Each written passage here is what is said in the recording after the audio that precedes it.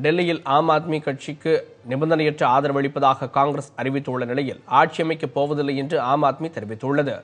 டெல்லியில் நடைபெற்ற சட்டப்பேரவைத் தேர்தலில் எந்த கட்சிக்கும் அறுதி பெரும்பான்மை கிடைக்கவில்லை. தனிப்பெரும் கட்சியாக பாஜக அதிக இடங்களை பிடித்துள்ளது. இதனையடுத்து ஆம் ஆத்மி கட்சி அதிக இடங்களை வென்றிருந்தது. இந்நிலையில் அதிக இடங்களை வென்ற பாஜகவை ஆட்சி அமைக்க வருமாறு டெல்லி மாநில துணைநிலை ஆளுநர் அழைப்பு விடுத்தார்.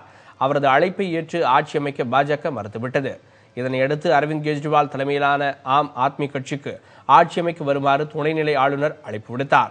ஆம் ஆத்மி ஆட்சி அமைக்க நிபந்தனையற்ற ஆதரவு தெரிவிப்பதாக காங்கிரஸ் கட்சி தெரிவித்துள்ளது. ஆதரவு கடிதத்தை அக்கட்சி டெல்லி துணைநிலை ஆளுநருக்கு அனுப்பி வைத்துள்ளது. பாஜகவும் ஆம் ஆத்மியும் ஆட்சி அமைக்க ஆதரவளிப்பதாக தெரிவித்திருந்தது. இதனிடையே காங்கிரசின் ஆதரவை ஏற்று ஆட்சி அமைக்க முன்வரப் போவதில்லை என்று ஆம் ஆத்மி கட்சி தலைவர் அரவிந்த் கெஜ்ரிவால் தெரிவித்துள்ளார். இன்று துணைநிலை ஆளுநரை சந்திக்கப் போவதாகவும் அவர் கூறியுள்ளார்.